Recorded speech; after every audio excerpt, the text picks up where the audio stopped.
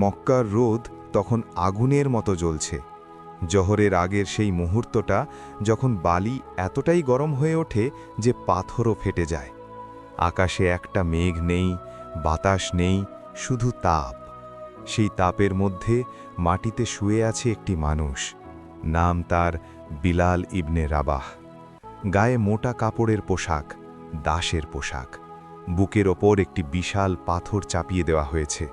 শ্বাস নিতে কষ্ট হচ্ছে, পাঁজরে ব্যথা, ঠোঁট ফেটে গেছে। উমাইয়া ইবনে খালাফ, তার মালিক, পাশে দাঁড়িয়ে, হাতে চাবুক, মুখে বিদ্রুপের হাসি।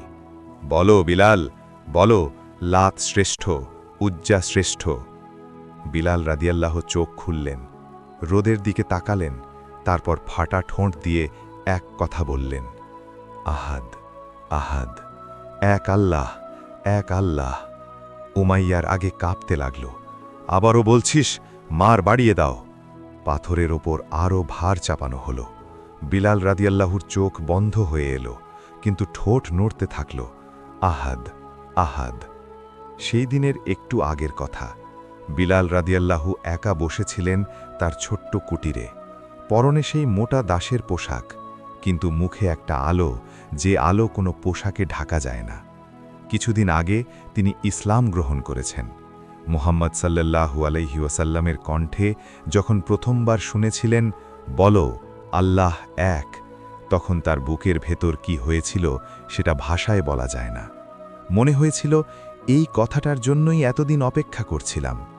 দাস হয়ে জন্মেছেন, মার খেয়েছেন, অপমান সহ্য করেছেন, কিন্তু সেদিন প্রথমবার মনে হলো আমি মুক্ত, কারণ যে আল্লাহকে মেনেছি তিনি সবার মালিক, আমার মালিকেরও মালিক। খবর পৌঁছে গেল উমাইয়ার কাছে। উমাইয়া ইবনে খালাফ মক্কার অন্যতম ক্ষমতাবান নেতা। বিলাল তার দাস। এই দাস মুসলমান হয়ে গেছে, এই খবর তাকে অপমানিত করেছে।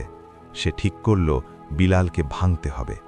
প্রতিদিন দুপুরের কড়া রোদে তাকে বালির ওপর শুইয়ে দেওয়া হতো, বুকে পাথর চাপানো হতো, চাবুক মারা হতো, বলা হতো মূর্তির নাম নাও। বিলাল রাদিয়াল্লাহু শুধু বলতেন, আহাদ, আহাদ। একদিন সেই পথ দিয়ে যাচ্ছিলেন আবু বাকার রাদিয়াল্লাহু। সাদা পোশাক, মুখে নূর। দেখলেন বিলালকে, বুকটা মোচড় দিয়ে উঠল। তিনি উমাইয়ার কাছে গেলেন, এই দাসকে বিক্রি করো। উমাইয়া হাসল, কেন, অনেক পছন্দ হয়েছে? হ্যাঁ, দাম বলো। উমাইয়া চড়া দাম বলল, মনে মনে ভাবল আবু বাকার দেবে না। আবু বাকার রাদিয়াল্লাহু রাজি হয়ে গেলেন। সেই মুহূর্তে বিলাল রাদিয়াল্লাহুর চোখে পানি এলো, কিন্তু এই পানি কষ্টের নয়, এই পানি কৃতজ্ঞতার। আবু বাকার রাদিয়াল্লাহু বললেন, চলো বিলাল, তুমি মুক্ত।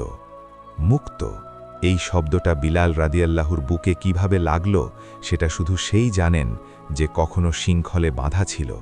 তিনি কাঁদলেন, অনেকক্ষণ কাঁদলেন, তারপর উঠলেন, অজু করলেন, নামাজ পড়লেন, প্রথমবার মুক্ত মানুষ হিসেবে আল্লাহর সামনে সিজদা দিলেন। সেই সিজদায় তিনি বললেন, ইয়া আল্লাহ, তোমার জন্যই সব সহ্য করেছি, তুমিই আমার আসল মালিক।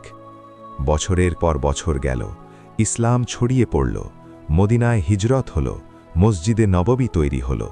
একদিন রাসূলুল্লাহ বললেন, আজান দেওয়ার জন্য কাউকে দরকার, কে দেবে? সবাই চুপ। তখন রাসূল সাল্লাল্লাহু আলাইহি ওয়াসাল্লাম বললেন, বিলাল। বিলাল রাদিয়াল্লাহু থমকে গেলেন। আমি ইয়া রাসূলাল্লাহ, আমার কণ্ঠ তো। রাসূল হাসলেন, তোমার কণ্ঠই সবচেয়ে উপযুক্ত। বিলাল রাদিয়াল্লাহু মসজিদের ছাদে উঠলেন, মদিনার আকাশের দিকে তাকালেন, চোখ বন্ধ পড়লেন। একটু আগে মক্কার মরুভূমিতে যে কণ্ঠ শুধু বলতো আহাদ, আহাদ, সেই কণ্ঠ আজ পুরো আকাশ কাঁপিয়ে বলে উঠল, আল্লাহু আকবার, আল্লাহু আকবার। মদিনার মানুষ থমকে গেল, পাখিরা চুপ হয়ে গেল, বাতাস যেন থেমে গেল। সেই আজানের সুর শুনে রাসূল সাল্লাল্লাহু আলাইহি ওয়াসাল্লামের চোখে পানি এলো।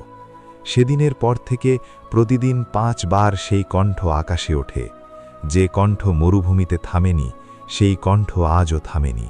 কারণ বিলাল রাদিয়াল্লাহু জানতেন, যে আল্লাহর জন্য কষ্ট সহ্য করে, আল্লাহ তাকে এমন সম্মান দেন যা কোনো মালিক কখনো দিতে পারে না। গল্পটির সাথে মিল রেখে আমাকে 22 ইমেজ প্রম্পট দাও।